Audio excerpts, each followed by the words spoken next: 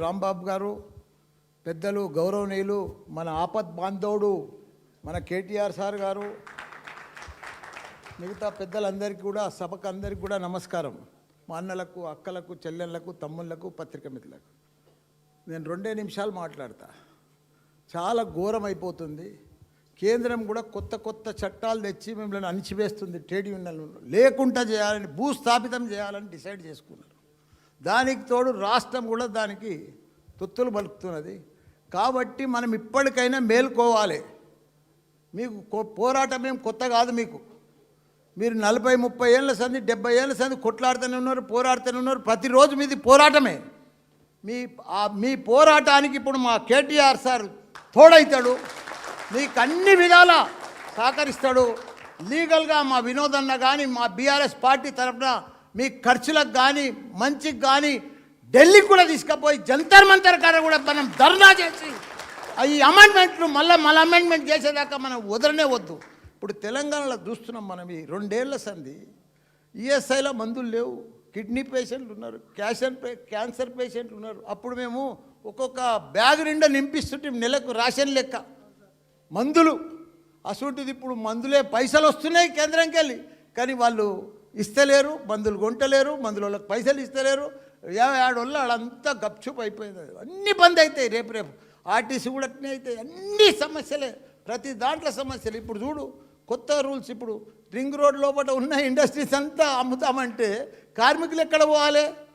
వాళ్ళు ఎన్నో ఏళ్ళ సంది ఇప్పుడు ఇండస్ట్రీ వాడు భూమి మంచిగా కంపెనీ వాడు అమ్ముకుంటాడు, బయట పోయి అన్నను పెట్టుకోడు, పైసలు అయితే వానికి వస్తాయి.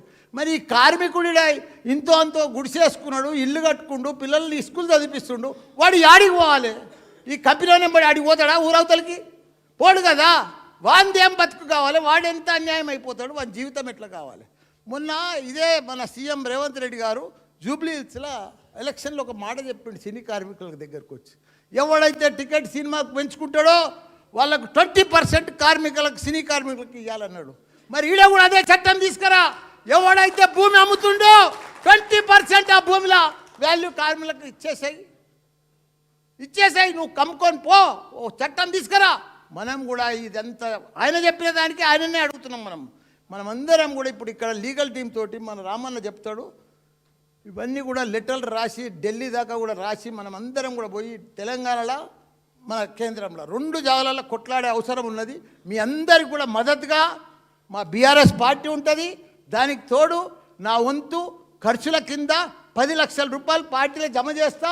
మీకు యుద్ధం ఢిల్లీ పోతుంది కానీ ఈడ కానీ దేనికైనా సరే నేను 10 లక్షలు ఇస్తా. మిగతా డబ్బులన్నీ కూడా మా బీఆర్ఎస్ పార్టీ పెడుతుంది, మీకు అండగా ఉంటుంది. అన్ని రకాల కూడా ఆదుకుంటాం తప్పకుండా. తెలంగాణనే కాదు దేశమంతా కూడా కార్మికుల లోకాన్ని, కార్మికుల నాయకులను, ట్రేడ్ యూనియన్ నాయకులను అంతా కూడా ఏకం చేసి ఢిల్లీకి పోయి ధర్నా చేద్దామని కూడా మీ అందరికీ కూడా మనవి చేస్తున్నా. మన కోరికలు మన అన్నీ కూడా మన రూల్స్ ప్రకారం మన అన్నీ కూడా అమెండ్మెంట్ అయ్యేదాకా మనం వదలనే వద్దు. ఎంత దూరమైనా పోదామని కూడా మనవి చేస్తున్నా. జై తెలంగాణ, జై కార్మిక. మల్లారెడ్డి గారికి మరి ధన్యవాదాలు. కేటీఆర్ గారు మాట్లాడే ముందు ఒక్క నిమిషమే సార్. మాకు ఇప్పుడు రాష్ట్రంలో ఉన్న ట్రేడ్ యూనియన్ల పరిస్థితి ఏంటంటే, వాస్తవంగా ట్రేడ్ యూనియన్లు కొంత ప్రయత్నం చేస్తున్నాయి.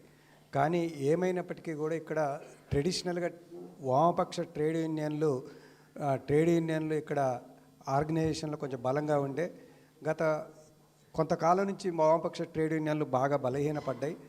వాళ్ళు మాటతోటి ప్రయత్నం చేస్తారు కానీ ఆచరణలో ప్రాక్టికల్గా వాళ్ళ వెనకాల జనం నమ్మకం లేక రావడం లేదు.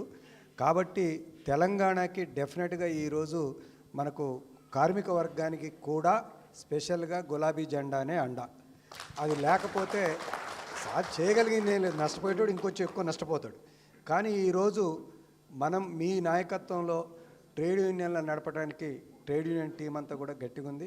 ఇతరులు కూడా నాకు వెళ్ళినప్పుడు చెప్తున్నారు, ఇవాళ ఇక్కడ లేరు కానీ 2-3 అంటే మీ అందరికి కూడా తెలియదు, 2-3 నక్సలైట్ సంఘాలు వచ్చినాయి ఇక్కడికి, వచ్చి నన్ను కలిసిపోయినాయి. మేము కూడా ఇందులో పార్టిసిపేట్ చేస్తాం, రావచ్చు అని. అయితే ప్రిన్సిపల్డ్గానే నేను అన్ని ట్రేడ్ యూనియన్లకు ముందస్తు చెప్పాల. ఎందుకంటే మేము ఇక్కడ మన ఐడియాలజీని ఫైనల్ చేయడానికి కేటీఆర్ గారి సమక్షంలో మాట్లాడాలా, ఓ డెమోక్రటిక్ ప్రాసెస్లో దీన్ని తీసుకురావాలని. ఇతర సంఘాలు కూడా వాస్తవంగా అడుగుతున్నాయి. ఓన్లీ హెచ్ఎంఎస్కు సంబంధించిన సంఘాల నాయకుల్ని మాత్రమే రమ్మన్నాను. రబ్బే రామారావు గారు కూడా వచ్చారు, వారికి కూడా స్వాగతం, ధన్యవాదాలు. కాబట్టి నేను అనేది ఏంటంటే రాజిరెడ్డి గారు లారీ అసోసియేషన్ నుంచి వచ్చారు, వారికి కూడా ధన్యవాదాలు. ఈ రాష్ట్రంలో ఉన్న ఇప్పుడున్న పరిస్థితుల్లో ఈ సమస్యలని ఛాలెంజ్ చేయాలి అనేదాన్ని మనం ఛాలెంజ్ చేస్తేనే ఈ కార్మిక వర్గానికి శ్రీరామ రక్ష. దీంట్లో సెకండ్ థాట్ లేదు. ఎందుకంటే నేను కూడా 20-25 ఏళ్ల నుంచి 30 ఏళ్ళు అయిపోయింది ట్రేడ్ యూనియన్లో. నేను ఇంజనీరింగ్ చదివి ఈ సబ్జెక్ట్లో లోతుగా పోతూ ఉంటే కార్మికుడికి రోజు రోజుకు అన్యాయం జరుగుతున్నది. దీన్ని ఎక్కడో ఒక్కడ ఎవరో ఒక్కరు ఒక అడుగేసి ముందుకు రాకపోతే మాత్రం ట్రేడ్ యూనియన్లు మరింత సమస్యలో పోతాయి. వచ్చిన సంక్షేమాలు పోయినాయి, చట్టాలు పోయినాయి. ఫస్ట్ ఇప్పుడు వినోద్ గారు మాట్లాడిన దాంట్లో ఒక్క పాయింట్ కోడ్ చేయాలి.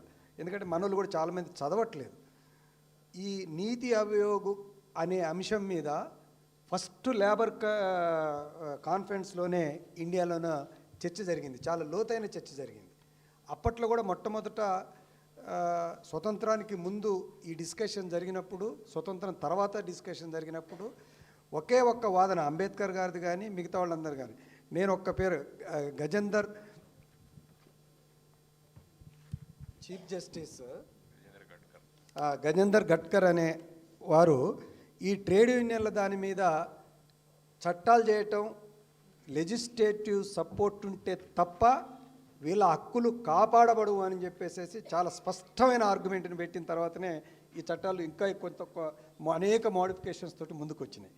కాబట్టి ఇప్పుడు ఈ నీతి ఆయోగ్ అనే ఈ ధర్మం పెట్టి కర్మ సిద్ధాంతాన్ని ముందుకు తీసుకొచ్చి నువ్వు చేయటం వరకు నీ పని, ఫలితం అంతా కూడా చూస్తారంటే ఇక్కడ యజమాని చూస్తాడు అనే పద్ధతుల్లో దీన్ని తీసుకపోతే మాత్రం ఈ క్రమంగా ఇది బానిస వ్యవస్థలోకి వెళ్తుంది. కాబట్టి మేము ఇంకొక మాట కూడా చెబుతాం. అంటే నేను ఒక బీఆర్టీ రాష్ట్ర అధ్యక్షుడికి కూడా ఈ మధ్యన ఒక 2-3 రోజుల్లో, మీరు అందరూ కూడా చూసుకున్నారో లేదో, కేటీఆర్ గారు మొన్న తమిళనాడు వెళ్ళారు.